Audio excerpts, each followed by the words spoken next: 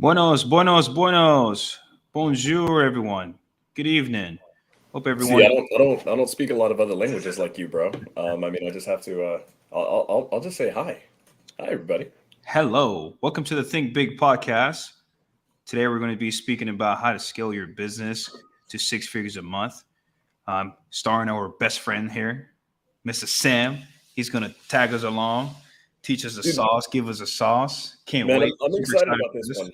I'm super excited about this one because I think that the word scale, right? It's like the sexiest word in real estate. So it's a word that everybody wants to talk about, right? It's how do I scale? How do I scale? And I think that trying to talk about scaling in the context of an hour is almost impossible. To do it right, to do it, it's due diligence. This may have to become like a 4-hour masterclass that we do later separately. But I think we're going to do a lot of things today, man. We're going to debunk some things. We're going to demystify some things. And then most importantly, I think we need to do this really important thing that no one really understands, and that is setting expectations of what scaling actually is and what it looks like. And I think that's so let's dive into this, man. The amount or the number of new investors who get their first deal, second deal, third deal, fourth deal, and then they start using the magic S word, the word scale. And I'm honestly, nothing drives me more insane because they're not ready. And I want to talk about this. I really want to hammer away at this, guys. So the word scale, there is the idea of what people think it is, and then there's the reality of what scaling is. And if you've done 1, 2, hell, even 10 deals, you're probably not ready to scale yet. Scaling isn't dependent primarily on your experience. It isn't dependent on how many deals you've done. It's actually dependent on your foundation. It is the same as a house, right? You need a solid foundation to build up on. If you don't, it's like a house of cards. The thing's going to come falling down so freaking fast, right? So freaking fast. Scaling a real estate business is the exact same way. So I want to talk about, I'll start off with this. I'm going to spend a minute talking about who scaling isn't for. Now, this is where we have to be honest with ourselves and ask ourselves, hey, is this me? Am I this guy who has this set up and then I'm using the word scale? Maybe I need to readjust and rethink.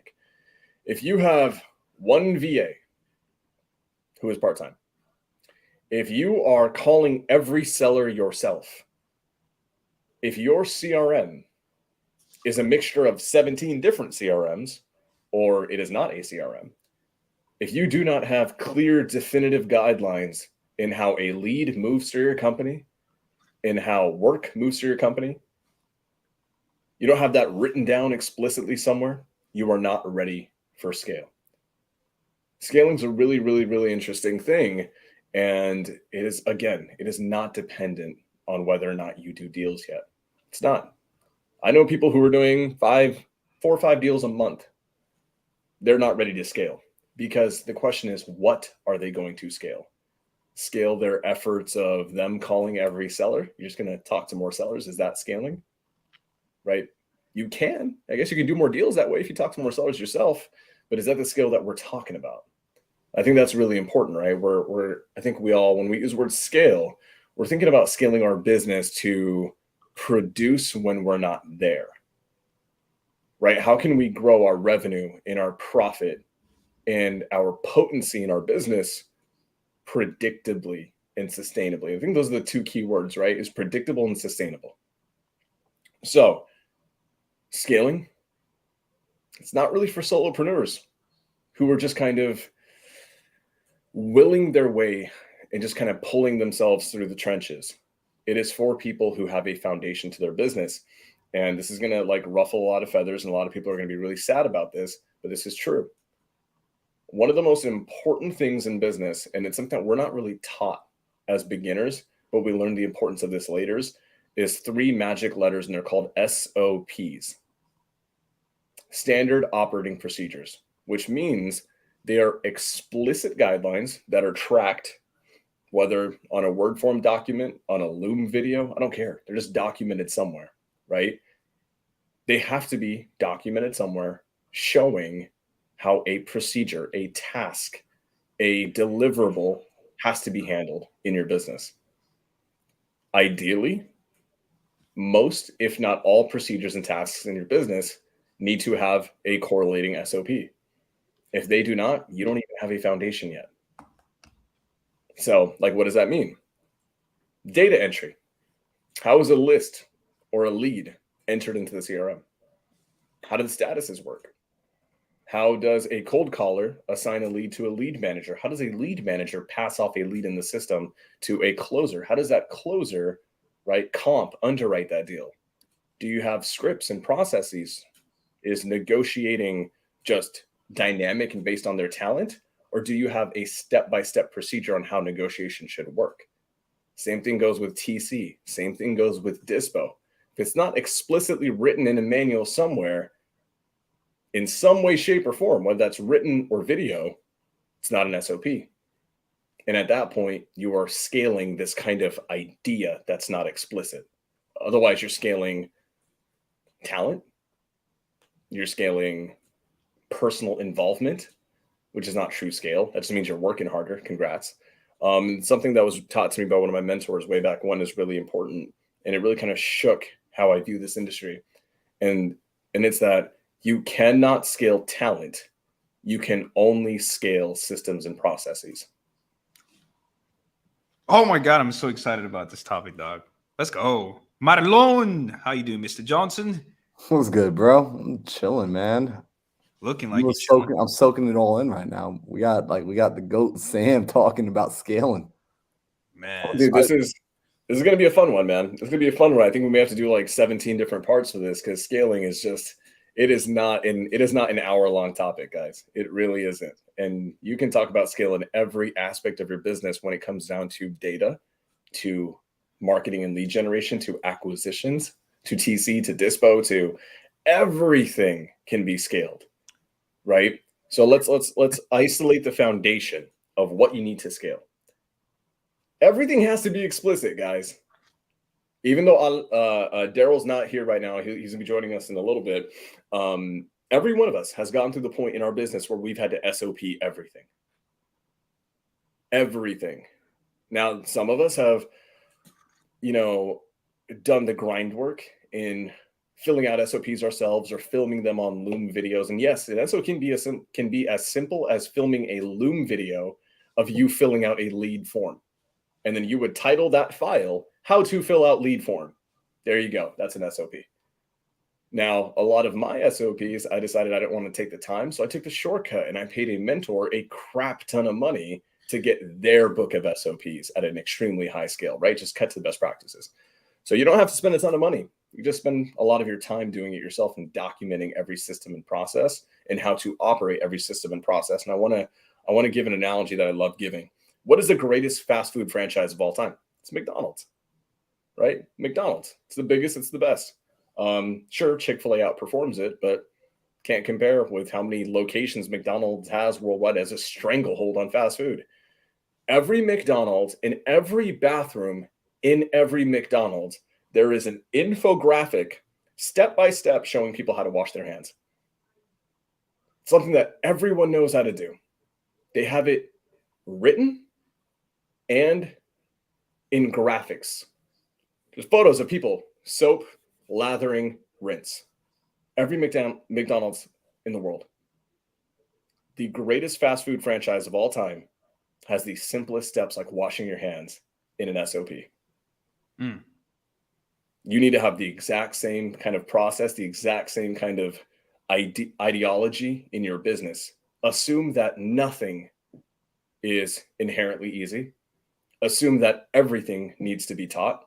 Data entry, lead intake, comping, underwriting, how to use and fill out an MAO calculator, how to change a lead status from new lead to dead lead or to do not call. All these things need to be written out explicitly in your business. Once you have those things, you're going to start gaining traction. You're going to start getting predictable traction in your business. Then you've done some deals. Now you're making some money. Things feel really good.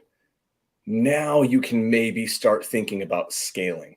Why? Because you have a foundation that can be built upon. You don't have that foundation. You try to pour gasoline on it, it's just going to come crashing down. It's just the way it is. I look at so many people trying to scale revenue and scale their business without the proper foundation. What ends up happening is this: they just dump more money into lead generation. They hire more VAs. They send out 10 times the amount of texts. They start doing PPC, and they don't even have an SOP for how to comp.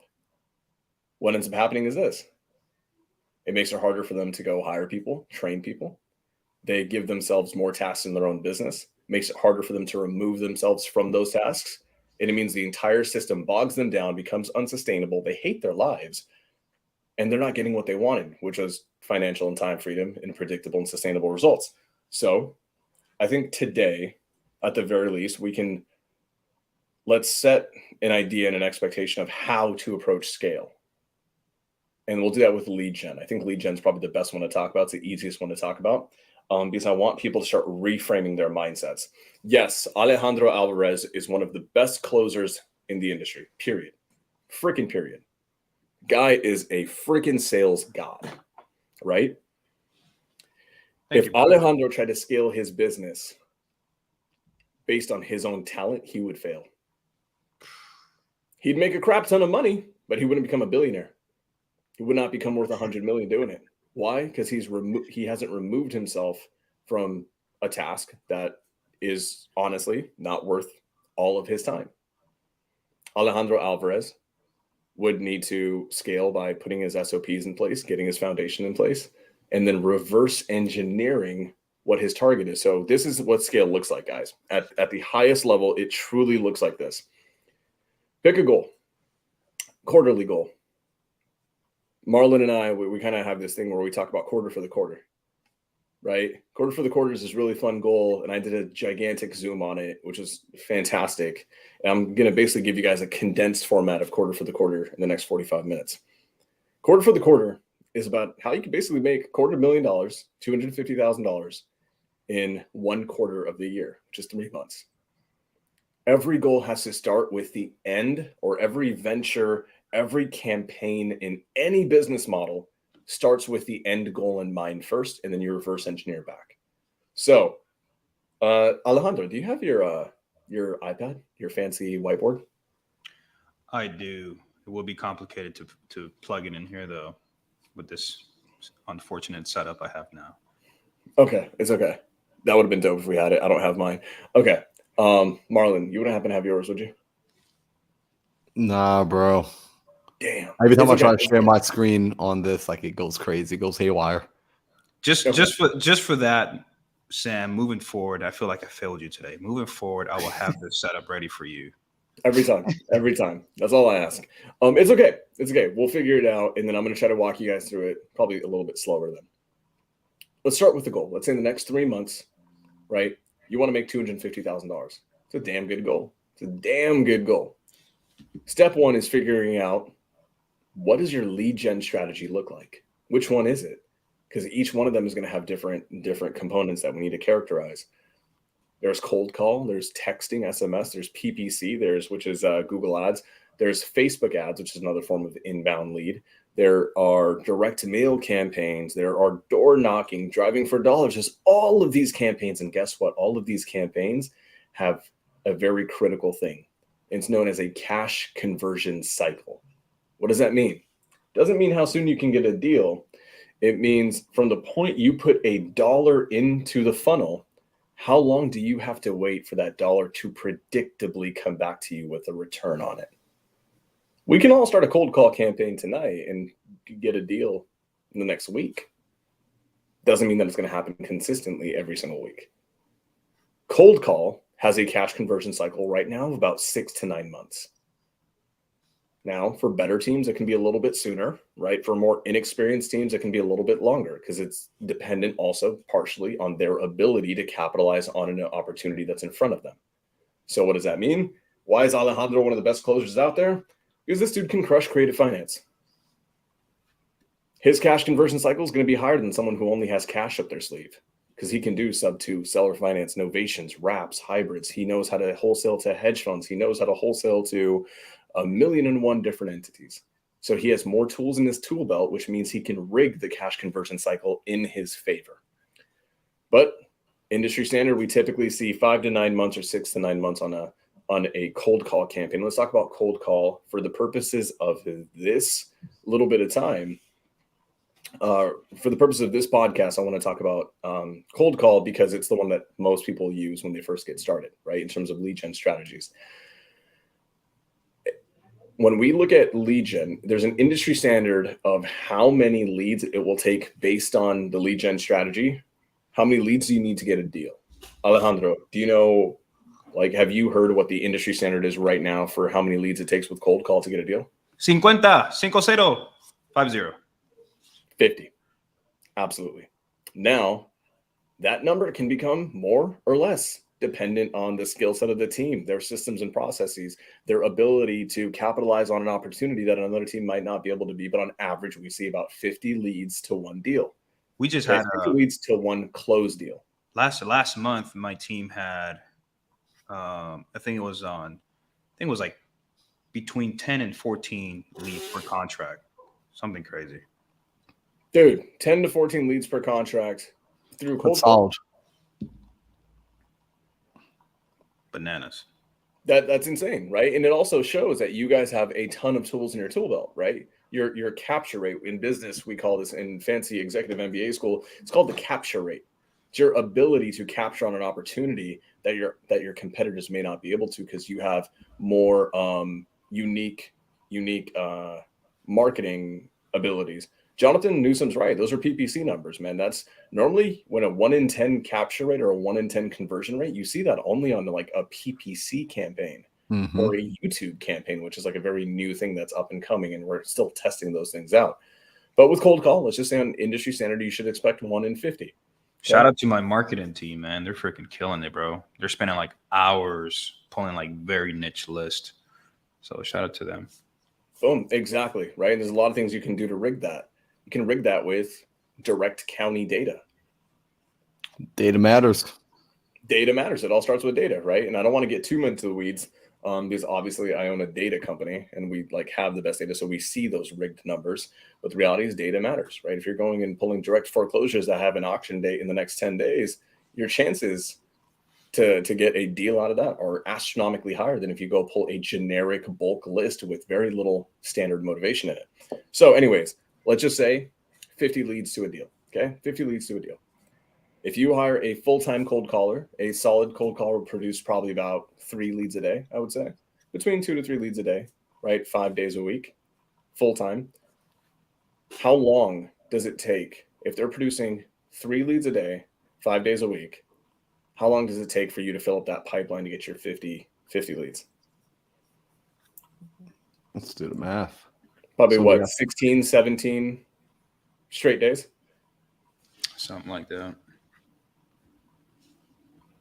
You know, my boy Marlon has the fancy calculators. I'm just pulling it out. If we're producing 3 leads per day, right, and we're doing that 5 days a week, we're producing 15 leads a week, right?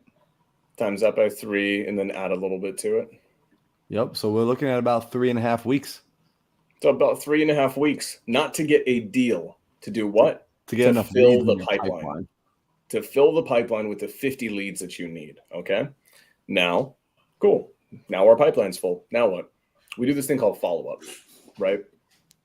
Marlon, on average, how many touches does it take? How many times do you have to contact a seller in a cold call campaign to be able to typically lock them up under contract and get a deal? Typically, you're going to be looking at about 7 to 10 touches. 7 to 10? Yep. Yeah. And if you're in more inexperienced, probably going to be a little bit more than It'll that. probably be right? higher if you're inexperienced, if you're new and you're scared to have those conversations. For most newbies, we typically see it's typically between 10 to 13. For those advanced teams who have multiple strategies like Alejandro's team has, it's going to be a little bit better, right? It's going to be on that. It's going to be on the sub 10 mark. But let's just say you're a brand new person. It's going to take you 50 leads. Each one of them is going to take 10 to 13 touches.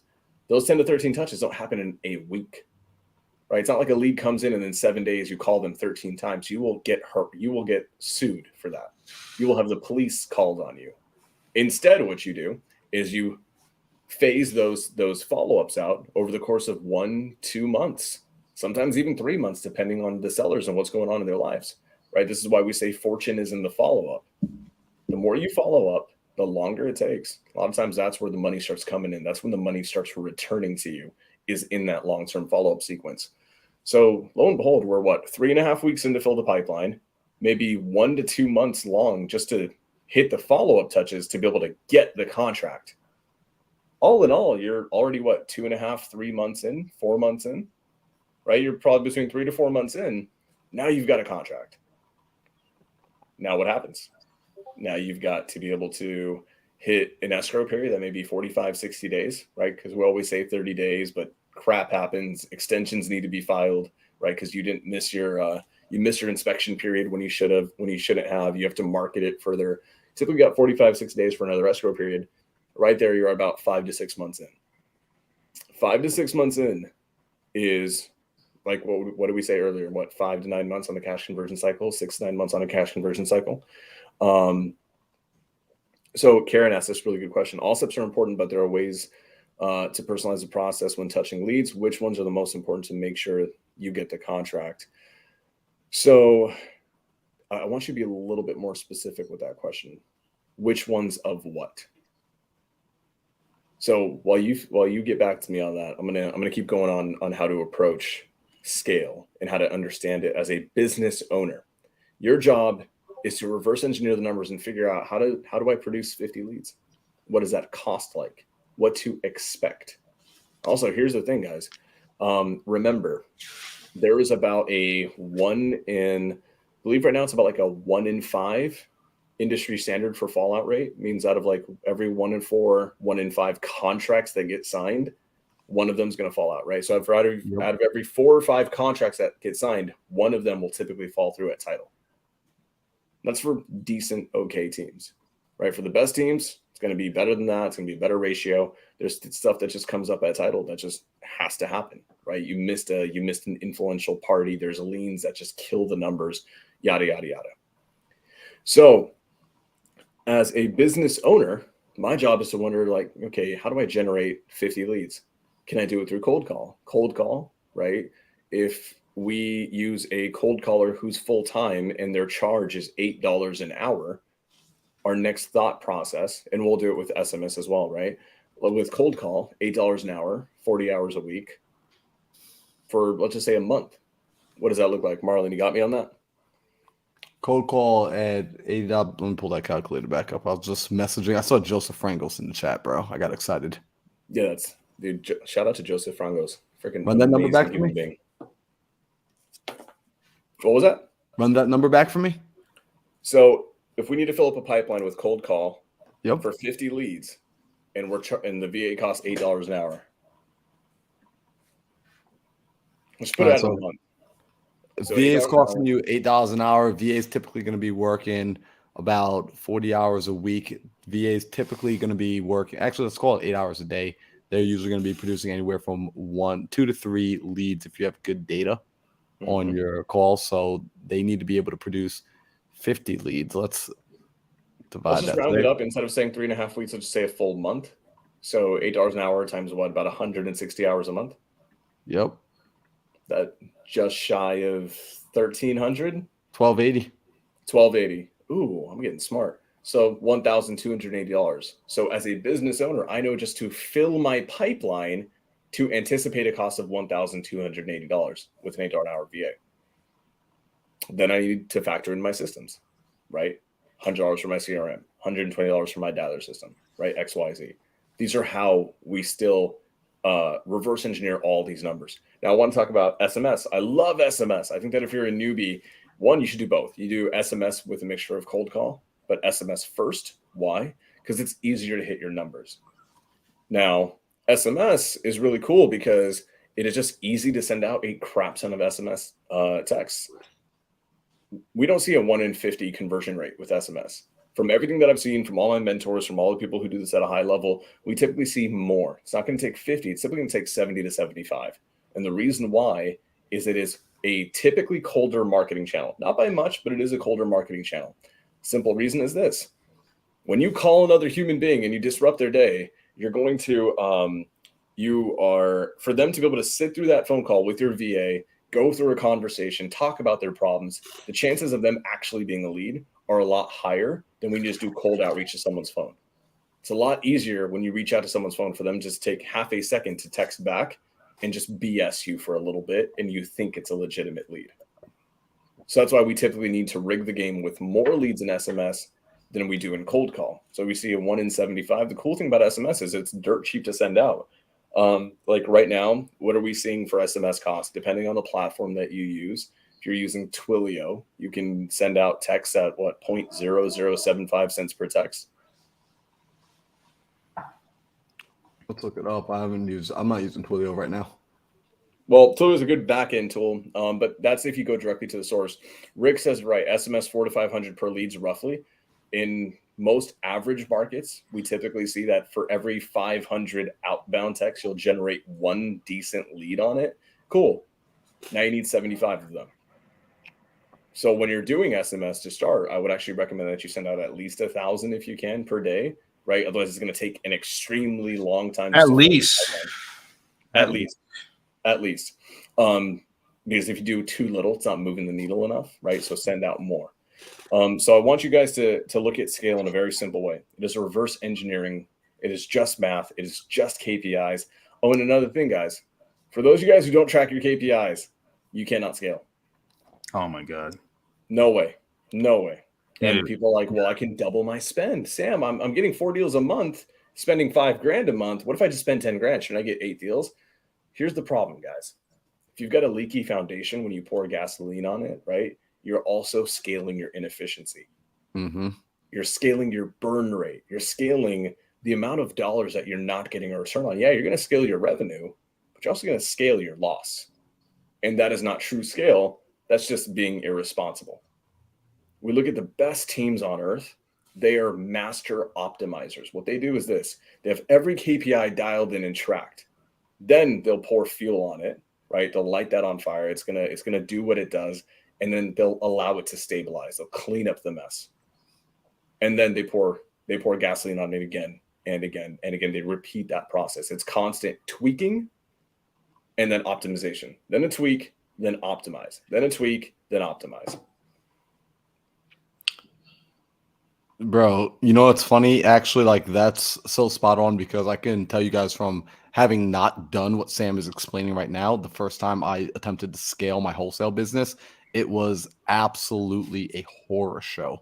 I mean, like I went from just being a mean, lean team of me, one VA that was cold calling, and I had 2 acquisition guys, and they were just my lead managers, and I was closing my deals, and I already had my buyers lined up, and we were doing like anywhere from 2 to 3 deals on average per month, like consistently. And it was like, all right, well, it's time to scale. But to Sam's point, I wasn't tracking my KPIs. I didn't know what I was scaling. So I brought on an integrator thinking that that person would have the problems all figured out for me.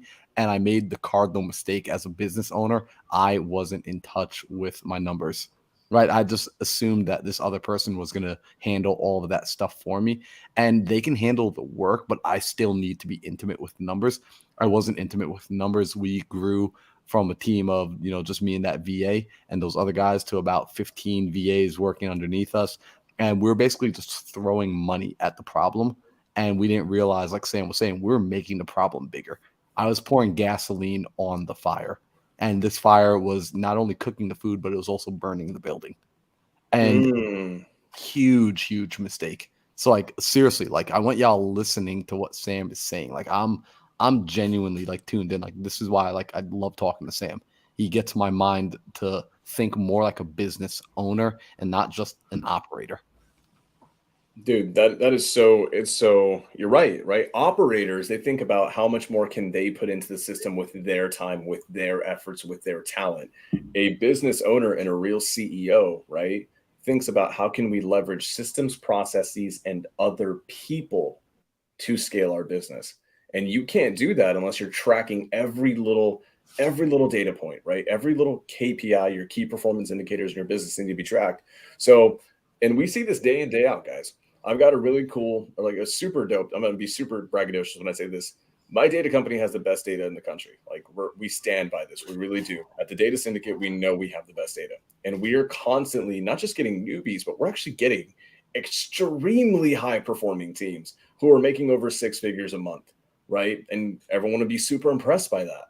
And one of the first steps that we do at Data Syndicate is we basically do like a mini business marketing optimization call, where we basically label out, hey, what are you doing for lead gen? What are you doing for your marketing? Where's your data coming from? How are you doing outreach? What do your numbers look like? How much are you spending? And we attach labels to this. Is this optimal spend or is this suboptimal spend? And what we quickly find is even the big players, right? Who, Marlon, you said this, you were throwing money at the problem instead of fixing the problem, right? A lot of the biggest players, they do the exact same thing. And what we're quickly finding out is they may be making $100,000 a month, but guess what? They're spending 60. Their numbers are horrible. Their return is horrible. It is not optimized whatsoever. And because they're not tracking enough, what we end up seeing is they have a massive loss. Like, I'll put it to you this way. When you go pull a 10,000 record list from a general data source, right? A very general broad data source, and 20% of that list doesn't skip trace, right? You don't get a return on that. When you market to that data set, you will never get a return on 20% of that data. But guess what? You're still spending money on it. You just allow 20% of your spend to go down the drain and get burned that you will never have a return on. Find me another business industry where we are allowed to go ahead and just off the top line burn 20% of our marketing budget, and it's okay because it's the cost of doing business. I don't see that happening in any other industry except for real estate acquisitions. And I want everyone to know that it should not be that way. Every dollar that you put in has to give you a predictable return back out. If not, figure out how you can spend that dollar better. I love this. I think you just read Joseph Frangel's. I'm going to put it up here for everyone to see this, right? Because Joseph just said this. He had a conversation this morning with one of his clients who was stoked about a $15K deal, which, like, yeah, we get excited about a $15K deal, but overhead on it was $20K, and he only did one deal last month. So, in other words, this guy, he did a $15,000 wholesale, and he lost $5,000. See, margins matter. Margins matter big time. And wholesale real estate has the potential to be a very high margin business if you're plugging the holes. If you don't plug the holes, this can be a very expensive business, just as much as fixing and flipping, just as much as anything else. So it's really important that you tune in on your systems and really clean up any of the inefficiencies. Like, I love what Sam is saying, like those SOPs that you're talking about, knowing your numbers that you're talking about, it's a major thing. And Sam, let me ask you this, right? Like, why do most people not take the time to put together SOPs, even though they intellectually like know it's something that they need to do? Like, they've heard it, they've seen other people talk about it, they've heard it on podcasts, maybe they've read the book Traction and they understand that systems need to be in place. What do you find typically prevents a person or persons from putting it together? Yeah, I think first and foremost, a lot of times it's that in this industry, it's not even taught very much, right? In YouTube University, in the world of real estate acquisitions, not a lot of guys who are preaching SOPs. There's just not. Instead, people preach what? JV Squad Up, which is amazing and it has all of its merits in the world, right? But when it comes down to building a business, there's a difference between doing deals and JVing and squatting up and building a business. Those are two very, very, very different things, right? Now, I think the primary thing, one of the primary things is this: when in life have most of us had to build an SOP for anything? You ever notice that we just go through life and we just do the things that we do and we pick up patterns and recognition on how to do these behaviors and these habits and we just do them over again, right? I know how to drive. I know how to come to a stop sign. I know how to let off the gas. I've never had to write that down explicitly on how to do it. Other people have done it. Other people have written a driver's manual and a driver's ed course. I haven't. So for a lot of people, they go their entire lives, going through school, solving math problems, right? Going through life, solving relationship problems. You in your own work, for a lot of people who come from W-2s, those SOPs are already built for them. A lot of business owners aren't used to having to go build the SOPs themselves. And I think that is a jarring thing for a lot of people. They know they need to do it, but then this thing called procrastination kicks in. Because when you are building SOPs, the reality is this: the phase where you're building SOPs, your business will stall just a little bit, because those aren't directly money-making activities, but they are critical activities for future money-making. Marlon, I'm curious, what do you think?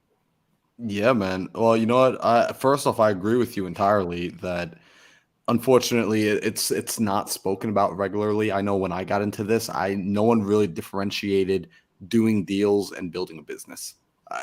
Or you know what? Very few people. It took getting into paid mentorship programs, getting proximity with high-level operators and owners that they started to show me if I don't go out and learn how to build a business, if I don't start figuring out this skill set, and that's it. That's what it is. It's a skill set. It needs to be worked at. So I think that's what happens. And I also think that when some people understand it needs to be built, what unfortunately occurs is it doesn't necessarily feel like work right away because, like you said, it stalls. It feels like the airplane is stalling out in the air, and it feels like you're nose diving towards the earth. And for some people, that's exactly what's going to happen. You're going to go to fix a problem, and you're going to realize, like, look, I could put a Band-Aid on this, or I can come up with a way of doing this, a process for doing this, so that this problem doesn't occur again and again and again. Because if it happened once, it can happen again. So it's having that reminder, and that's what I'm hoping that this conversation can be. It can be a reminder because some guys aren't, they're not as smart as Alejandro and Sam. They're stupid like me, right? Like I got to touch the fire and get burnt by it to learn my lesson. So I've already been burned by this lesson, right? I understand what it's like to think you have a business, but you actually own your job. And then you start to realize your job owns you because you're constantly reacting versus taking the time to think and respond and understand how you want your business to operate. Make the rest of the marketplace bend to the will of your business and really create a place that other people could come in now and succeed because here are clearly defined rules on how to win the game. Yep, dude. You hit it. You absolutely freaking hit it. And I think a lot of this is, and we're not faulting anybody, right? I think that if we look back at it, and Marlon, I don't know about you, Alejandro, I don't know where you guys stand on this, but if I had to do this entire thing over again, I would literally start not by like going and calling sellers. I would go figure out, okay, how to do lead gen, how to comp, how to underwrite. And the first thing I would do is just build my SOP base. Just start working immediately. The first month of my career in this industry, just be nothing but nose down. Let's create the database. Let's create the syllabus. Let's create the playbook, right? Explicitly. Why? And this is why it's so important, guys, to scaling, is when you have things explicitly written down or documented in certain places, it becomes infinitely easier to recruit, hire, train, and retain other human beings to leverage other people's work. So it's not you doing it all the time. That is so critical. And I think another thing that was told to me by, a mentor of mine is we talked about other gurus in the industry, right? It's nothing against certain gurus, but there are gurus who are in this industry not to teach you. They're there to teach you how to do transactions, how to do 1-2 transactions, how to do a type of transaction, right? Maybe micro niches in the world of acquisitions.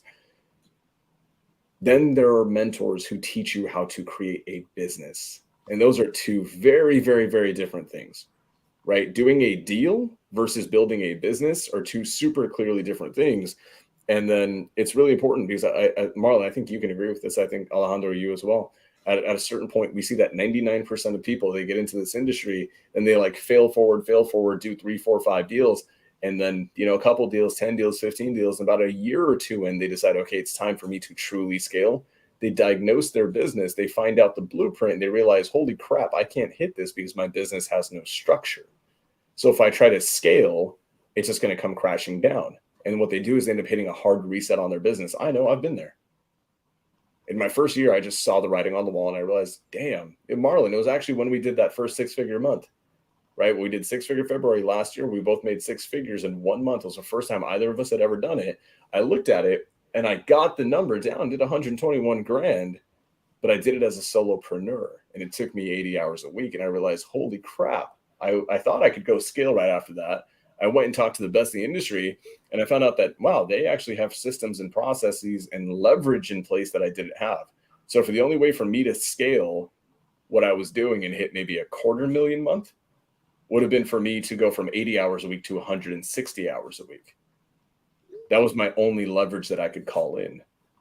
So when you start doing SOPs and you put systems and processes and people in place, you can leverage external factors that are not you, and then you can mathematically scale. So it starts with your data, guys. Get the best data if you're doing outbound. Right now, let's talk about JVs, because I think a lot of people start off with JVs, and JVs are a phenomenal way to do this business. JVs are really important. Guess what? Just approach it the exact same way. If you're a closer and you're JVing and you're getting other people to bring you lead flow, great. Work with people who have their lead generation dialed in. They know their KPIs for lead gen. They know that, hey, they've got 4 callers and each of those callers is producing 2 leads a day. So they're consistently producing 8 leads a day. You know that if they keep hitting their numbers, you're going to have your 50 lead pipeline generated in 2 weeks, 3 weeks, right? That's what this game is all about. You can scale JV mostly.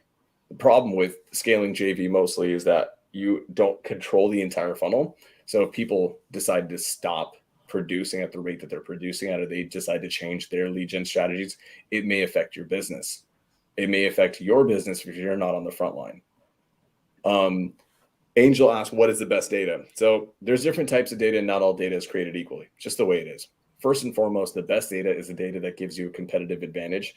And that means that it's the freshest. Now, you can stack data in very unique ways to basically find data that, records or homeowners who have multiple motivating factors kind of stacked on top of each other.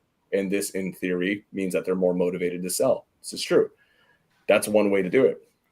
I would ask yourself, where can you get data that gives you a competitive advantage against everyone else in the marketplace? And your number one competitive advantage that you can actually do is just going where no one else goes to get their data. And that is directly to the county. So selfishly, kind of know about a company called Data Syndicate. They do just that. So they're pretty good. That's my answer, bro. Like, that's like Data Syndicate, dog. The best. Like, I've seen the work that y'all put in behind the scenes, and like it's insane. Like, whenever like a group of people, and this is slightly tangent, everybody, but it's a tangent that needs to be heard.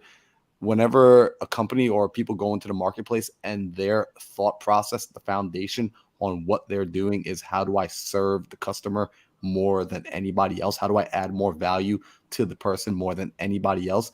That's the sort of marketplace like you want to be in. That's the sort of business you want to work with, people you want to JV with, partners you want to bring into your business, companies that you want to associate yourself with and purchase their products, because they are going to be there for you to grow, because they recognize, any good company understands fully that they can only grow as large as they grow other people. That's the only way for them to grow. Freaking love that. 100%. 100%. The reality is, when it comes down to products and services, like, let's say like the Data Syndicate, or, there's a mutual friend of ours, Marlon, his name is Dustin Reyna, is creating a pretty dope CRM. Love right? Dustin. We look at these companies and they're based not on just like creating a product that can make a ton of money. They're based on solving problems that no one else wants to solve. A lot of times it's because it's not extremely profitable to solve that problem. But the reality is, those problems are the most important ones to solve, and they're the ones that usually can have massive effects on people's businesses. So whether you're getting the data from the Data Syndicate, or you're like Joseph and you have someone in-house that is pulling the data directly themselves, the reality is this: the best data is the freshest data. The freshest data comes directly from the source, and that source is county record. So Sam, I got a question for you, and maybe this is going to be like, I'm actually curious to hear your answer. And this is geared towards hopefully some new people that are in the audience who are building up their business. You kind of mentioned that a person shouldn't start thinking about scaling until afterwards, until they're doing, X amount of deals, and really more so until they know their numbers. Yep. When it comes to scaling, though, like, at what point should a person even be like listening to this, like, and be thinking about scaling? Like, if someone's brand new, they're getting into this industry for the first time, should they even be listening to us talk about scaling right now? Or do you think they should wait until they've done a deal, or they've done 10 deals, or they have $10,000 in a bank account, or $100,000 in a bank account? Is there like a place, like, or a certain milestone that a person should go hit first? Or do you think, like, from day one, you need to know where this ship is heading? I think 100%. I think the answer that we'd all tell ourselves if we had to go back in time is not, you don't get in this industry to start to scale right away. You don't do that. If you do that, you're just going to make stupid mistakes. But what you want to do is you want to build your business. I'm going to say this very carefully.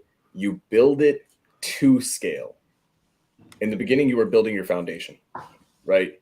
Your goal should not be to scale it right then and there, but your goal is to build it in a way that it can be scaled in 4, 5, 6 months, in a year. Because otherwise, what happens is what I mentioned earlier is when people just focus on getting deals and they take all the shortcuts they can to get a deal, 2 deals, 3 deals. And then what ends up happening is when the time comes, when they have the acumen, the experience, maybe the money, right, or just the intangible traits to be able to hopefully make more money, what ends up happening is they audit their business, they audit their blueprint, the skeleton that they have, and they realize, oh crap, this can't be scaled. This model is inherently flawed because I built it the wrong way. What do? They tear it down and rebuild it on a molecular level. So what I would say is this: you should 1,000% focus on this. You shouldn't focus on, you should focus on 100% on outreach and how to have meaningful conversations with sellers. But guys, that is just the very basics of having conversations. If you can also focus on how to actually build the skeleton of your business the right way in the beginning, then you will build it to scale. What's up? I got more questions, man. Because I want to ask all the questions from before I knew the answer, because these were the things that after I heard this, I'd be sitting in my room by myself thinking, man, but what about this? So Sam, let me ask, what time of day should I be working on scaling my business? Is this because I'm in there, I'm new to wholesaling, I'm making the calls and I'm calling from 9 a.m. to 6 p.m. Should I take some of my 9 to 6 time frame to work on scaling the business? Should I work on it in the wee mornings or in the late night? Where would I place this if I'm still that solopreneur guy? I would say this, because we're in a game of doing outreach to human beings, right? We have optimal times to do that outreach, right? There's also laws in place. You can't be telemarketing to people after 8 p.m. in most states. You're going to get sued, right? You're going to get fined. So we don't recommend that.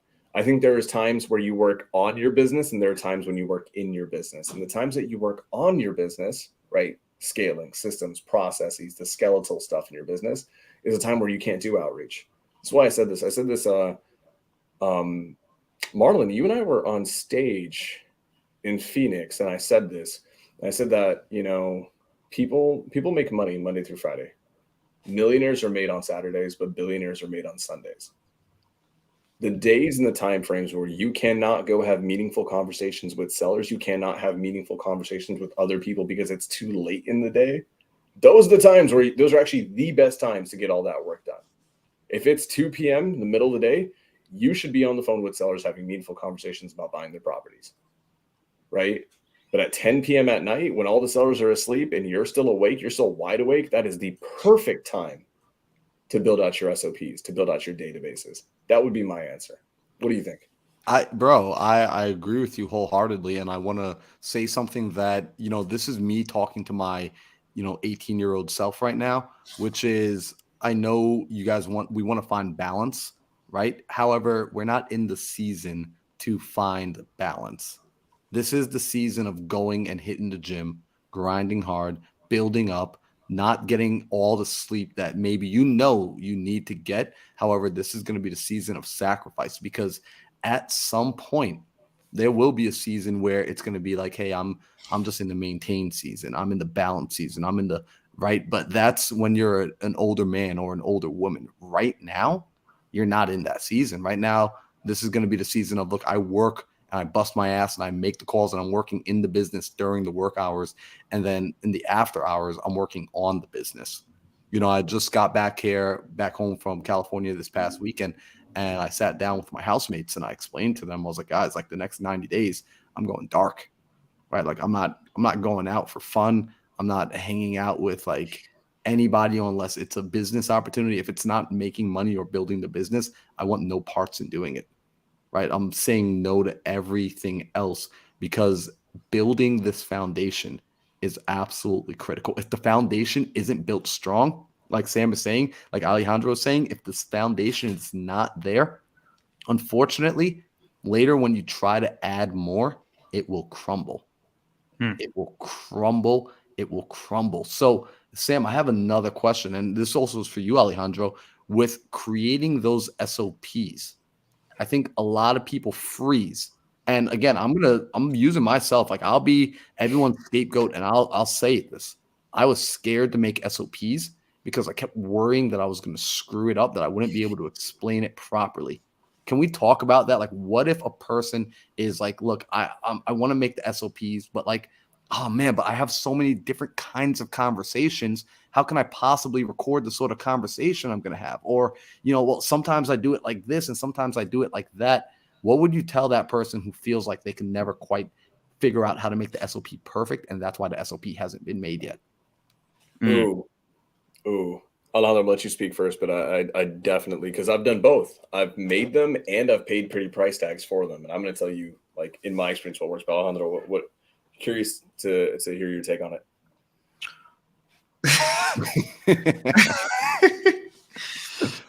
I just get it done, man. I did not want to do SOPs, but as I started hiring more employees, it started to become more annoying of how many questions I get per day and answering the same question over and over. And it's not annoying as far as from the employee approaching you. It's annoying if you hearing yourself repeat yourself over and over and over and over. So I just had to get it done. It took me 2 weeks to get it done for all the departments, lead generation, lead manager, acquisitions, transaction coordinator, dispositions, core values, Loom videos. Like, my SOP, it's pretty aggressive, and there's still stuff that we can add onto it. But something that I did add that it's really helping is I had a frequently asked questions workspace for all the employees. So I have a rule: before you ask me any questions, go submit it to that workspace so I can respond to it with a Loom. And then that, once I respond to it with a Loom, it goes to that person's email, the person that asked it, and it also attaches to my SOP. So now the employees are actually building the SOPs for me, if that makes sense. Dude, that is one that's genius, right? Because what you're doing is you're basically you're aggregating tons of data. You're basically crowdsourcing problems to be solved for the crowd in the future. Yep. I've done both things, guys. So one, my mind, when I think SOPs, or at least when I used to think SOPs, I think, man, this has to be like a really fancy graphic that's done right, and I need to convey this information in a perfect manner, because if I don't do it, then I'm setting them up to fail, and it means that I'm a shitty leader, right? So what do? And I also wanted to see SOPs from the highest performing teams. So one of my mentors, she and her husband do, on average, about $150,000 a month. They're typically anywhere between $400,000 to $500,000 per month in wholesaling. And I'm like, okay, these are some of the best in the business. Let's see what their SOPs look like. So I pay them a crap ton of money just to get their SOPs, just to get to see what they look like at the highest levels. They're super impressive. Now I see what the highest level SOPs that cost a ton of money look like. And here's what I realize. Don't spend the money. Every time you do anything in your business, don't even worry about writing it down, transcribing it. Don't do that. We're in a golden age of tech. Just record yourself doing it. If it is a task that can be done, guess what? It can be recorded at the same time. So whether that's Loom or Screencastify, I think is another free one, or hell, get your iPhone out, record yourself comping, and just talk through it. And what's going to happen is if you do that enough times, you're going to get really good at conveying that message. And what you're going to do is if you comp, and you're like, Sam, well, damn, comping one property versus another is different, right? 100%. But if you do 50 different comping videos of 50 different types of properties, what you're going to find is that there's going to be common denominators that go throughout each. You'll find patterns. And then to Alejandro's point, you do enough of those and create a database of them. It's a slow build up, but it will start snowballing. Eventually, every problem, every task, every event, every question will have an answer that will be there when you're not there. And that's the whole point. So, Marlon, you're absolutely right, man. Because when I first started doing SOPs, my biggest hangup was the fact that in my life, I had never done SOPs in anything, right? I just live life, right? When I play video games, I play video games. When I watch TV, I watch TV. I've never had to write down, here's how to turn on the TV. But when you see SOPs for what they really are, it literally just is this: pick up remote, hit on button, hit guide, go through the channels and find what you like. That is what an SOP essentially is. It is just a simple step-by-step process documented in some way, shape, or form. Make it easy on yourselves, guys. If you guys aren't all about transcribing and writing things down, cool. Loom videos. Screencastify. They're free. Marlon, does that answer your question? Bro, that answers it perfectly, because I was that person where I was constantly afraid. And what I found was, and this was pretty startling to me, I found that in my mind, my ego was getting in the way of thinking, man, like, oh, I'm the only one that could do this. I'm the only one that can do this. I'm the only one that can do this. I'm the only, and like I kept telling myself this false story, or I'm no one's gonna do it as great as me. Guess what I found out? I don't do things great by any means. I don't do things nearly as great as I think, as I would like to think I do in my mind. It's not like you guys hear me talk about my assistant Karen all the time because of how awesome she is. And she does things way better than I ever will.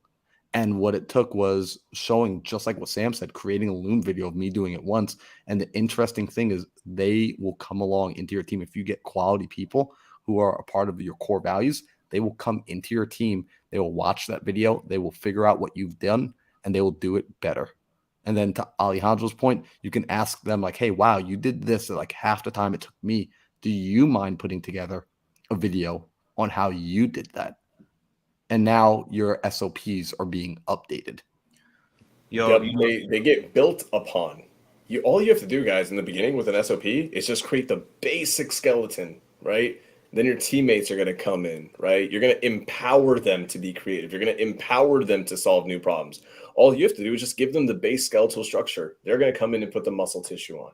They're going to come in and just bring it to life, right? Then put on the skin, then put on the clothes. And all of a sudden, your SOP is a living, breathing organism that works and it functions at a high level. But it has to start with the basics of you just doing something. And to Alejandro's point, like now he's doing this point where he's inviting his members to his teammates or team members to come in and basically find new problems to solve, add it to a directory or a database that just keeps building and building and building and building. And the more that his team builds, the more unique problems they'll run into, the more unique solutions they'll have. And guess what happens, guys? Just so you guys know, there are businesses, not in wholesale, because it can't happen in wholesale for a million different reasons, but in other businesses, companies will do this over and over and over again, package all these things together, and then sell it as a franchise model. That's actually what franchising and licensing is all about. It is just selling SOPs that no one else has built out. Yep. That's why I look in this industry and look at other industries. I'm like, man, sometimes I just want to go into another industry, not to go do the business, just to identify best practices, document them in an SOP package, slap a label on it, market it. Guess what? That's franchising 101. That's a totally different story. We could go ham. Bro, I love it though, like, because I think you're giving people paradigm shifts right now. I think you're opening up new perspectives and getting people to realize business isn't necessarily just about the industry you're in. It's really understanding what is the conveyor belt process of your business. Yep. Whatever that conveyor belt process is, anybody can duplicate it. There is nobody on this planet that is so special that they are the only one that does something that no one else can do. Nothing. Even like Kevin Hart, like we can recreate Kevin Hart. If someone sat there and just understood the process he went through, we can recreate and have an army of Kevin Harts. Yeah. 1,000%. So Marlon and I, we were in Tampa for Abraham Gray and Carl Allen's Dealmaker event, which is all about buying businesses, right, and scaling a portfolio of businesses. A way of doing that is this thing called consultation for equity. I got back home, and within day one, I had an inbound consultation for equity lead on a type of company that I have no experience in. It's a home services type of business where I've never done that. Right? I've never employed a company of that service, but because I understand that all business is effectively the same, it is effectively data sets, lead generation, sales/acquisition, right? Which is all under the umbrella of marketing, then fulfillment and some form of post-sale fulfillment or transaction coordination is also a mix in it. Once you realize that these things are just these things, first thing I'm doing when I'm talking to this company, literally, Marlon, the first question that I had for them when I got all the owners on the phone, what do your SOPs look like, and do you even have them? Can I say something real quick? I've been really quiet this throughout this podcast just because I like when Sam started talking about business scaling. I'm really a student when it comes to that. So thank you, Sam, for sharing that with us. I wanted to add something that tags along with the SOPs. And Sam, maybe this could be your the next thing we speak about when it comes to scaling is employees. Dude, oh my God. If someone would have shown me how to hire the right employees from the jump, bro, my business would have been like next level right now. So that's something because a lot of people like instantly when they start doing their wholesale business, they start reaching out to their friend, their cousin, their aunt. Don't do it. Don't do it. People are gonna ask us why, but that is a whole hour podcast. Dude, bro. Yes, one, do not hire family. Period. It is a unicorn to find a relationship in your family that actually freaking works. It's a unicorn. Don't do it. It's rare as hell, but you're absolutely right. I paid this mentor $25,000 every 6 months. And this mentor gives me SOP infrastructure, HR infrastructure, because people tell you how to do deals, but they do not tell you how to recruit, hire, train, and retain. That is a different monster, and no one teaches us how to do it until now, because the Think Big podcast will teach you how to do it for free. We'll give you all the game in the world. Alejandro, now that you've hired people, now that you've done it through the process, and you now have a structure to it, looking back at it, is it really as hard as you maybe thought it was in the beginning? Ask that one more time. I feel like that was a trick question. No. Now that you've done it, right? Now that you've built a structure around how you hire, right? You've got a process on how you interview and hire and train people. Yep. Looking back at yourself maybe a year ago, is it as hard as you maybe thought it was a year ago when you were first starting out? Back then, I thought it was really simple. I thought it was like easy. And now, like today, I'm like, holy crap, this shit is actually pretty difficult to do properly.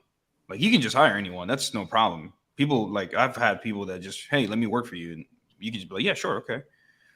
But having the right culture and the right people in place, dude, that takes time. Yep. That takes time. And you have to have the right foundation and you must know your core values. If you don't know your core values, you are in dip.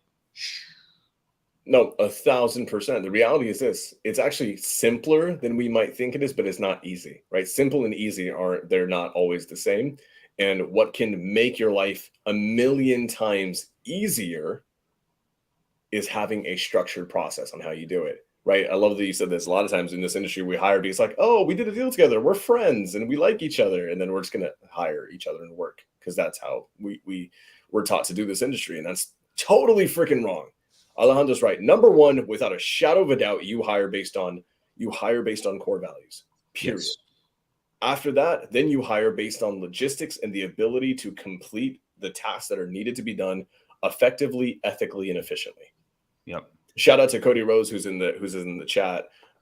He's one of the best hires I've ever made. He's one of my sales directors for a DTA team that we're building, direct to agent team, and he's helping me lead that. And we're dealing with hiring a crap ton of people in a very short amount of time. And we're making sure that we have the filtering process through and through, right? Hiring is difficult. It is not easy at all, but it can be a lot easier if you just have a consistent structure and step-by-step process in place. So like for us guys, I mean, if that's a value, and I know it is, a lot of people may not see the value in it because they're kind of in the grinding phase of being solopreneurs. But when you start like scaling, then you start understanding HR, SOPs, and interviewing and hiring. That's the secret sauce. That is the key to success. That's how you go from being a millionaire to a billionaire. So I think we might save that for a later one because we're already over time today. But dude, I'm so glad. I'm so glad that we talked about that. That's a huge one. 100%. So let's pull it back. One final thing. I want to give everyone like the most simple start here right now. If you're interested in eventually scaling your business, you need to be focused on this for the next 30 days implement this as you're going about doing your regular routine. Add this in addition to, and this is already assuming that you have some form of a foundation, that you have some form of a routine, that you've already gotten some traction, that you're already moving. Like if your car is in park, the advice here is not for you. But if you're moving and you're going like at 15 miles an hour and you're trying to speed up and accelerate to 45 miles an hour, 50 miles an hour, then this is what you need to be adding on. So what would be that thing if we had to try our best to give some piece of universal practice? Ooh, I would say for the next 30 days, you need to basically do internal independent audits of every portion of your business. From your data, where are you getting your data sets? Where are they coming from? Are they optimal? Figure that out. Audit it, pencil it down. What does it look like? How much does it cost? What is your cost per record? What is your cost per every little minor detail? Audit that. Then you're going to audit your lead generation, whether it's texting or cold call or PPC. What does every little line item look like? Then see how long it takes from a lead being generated to a lead being closed. How long does it take? How many leads? How many at-bats do we have before a contract goes up? Track all these things. Then what does TC look like? What does Dispo look like? Right now, I would say for the next 30 days, do a complete audit of every department in your business. That's a whole podcast, man. How to track KPIs. Dude, kill it with KPIs. Ooh, Think Big Podcast presents Kill It with KPIs. That'll be fire. I like that. So audit your business, audit your time, track everything for the next 30 days. And if you don't know what to track, simple, track everything. Like have a journal. Is it safe to say like every 30 minutes you pull your journal out and you just simply jot down what you just did for the last 30 minutes? Oh, 1,000%. Hormozi even hired someone at a point, like this sounds superfluous and sounds ridiculous, but it's true. He hired someone for an extended period of time to help him audit what he was thinking about. And then what he ended up doing is like he realized over like a long enough time horizon, he spent 30% of his time thinking about one specific topic that didn't make him money. You know, really quick. Damn, we're over time. Crap. Just really quick. For those who's currently running their own business, not someone that's looking to start. Just from a book I read, I forgot the name of the book, but the worst employee of the business is the owner, right? The worst employee of the business is the owner. And people are like, what are you talking about? I built this from the ground up. Well, let me ask you this. Who's holding you accountable for your actions? Yourself, right? So something that I do daily, I personally do this daily, is I run KPIs on myself. I want to see where my time is going. What am I doing with my time? Am I doing something productive that's going to help my employees, etc.? So think about that. Don't be that business owner. I run the business so I can leave whatever time I want. No. Make an accountability chart of yourself and put yourself in whatever departments you're in.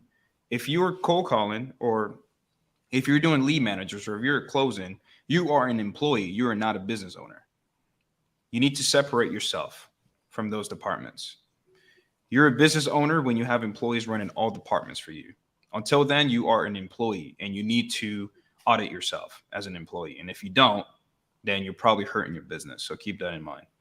Ooh. That could be a whole other podcast too, man. Dude, that is. I'll wrap it with this because I want to hit on that. Someone, a really high performer in this industry, makes millions of dollars a month. I was at a hangout with him, and he had a bottle, like a glass bottle. He's drinking like a beer or something, and then he said, "Sam, do you know where the bottleneck in every business is?" Showed me the bottle. The bottleneck's at the top.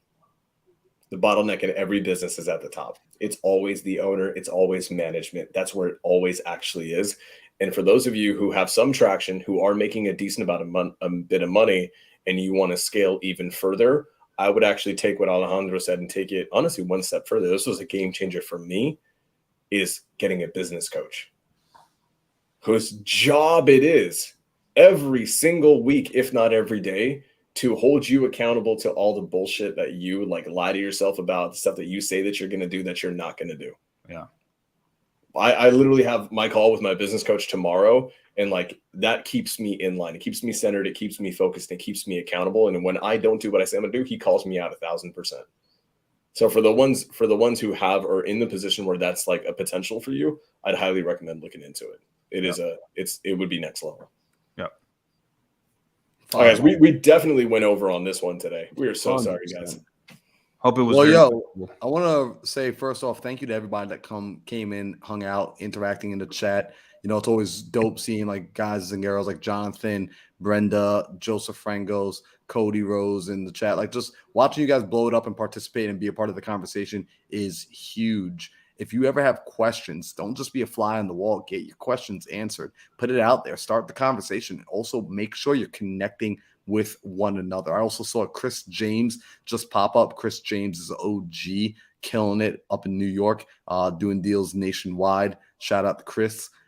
Guys, do me a favor. If you're getting value from these podcasts, leave a like, right? Hit the little thumbs up button on the video. If you're watching on Sam's, if you're watching on Alejandro, if you're watching on Daryl's YouTube, leave a little thumbs up. And if you're not subscribed already, subscribe, because every single week we're putting out new episodes. These episodes are dropping every Tuesday, 5 p.m. Mountain Standard Time. We're going to be coming back to your airwaves every week, bringing new value. And when you leave those comments, I know what these guys are doing it too. We're reading through all of the comments. This is how we're finding topics. It's because these are the questions y'all are asking us in our DMs, right? These are the text messages we're getting. Like, yo, I'm going through this problem. And also, these are the personal problems that we're overcoming in our own businesses as well. So you're getting to watch us grow in real time. So be a part of that conversation. Just again, I want to say thank y'all for being here. Those are my final words, and we'll see you back here next Tuesday at 5 p.m. Arizona time.